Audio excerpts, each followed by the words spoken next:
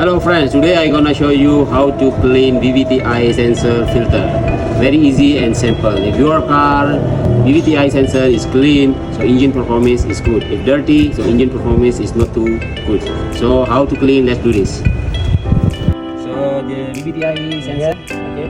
So VVTI filter is here. Yeah. First remove the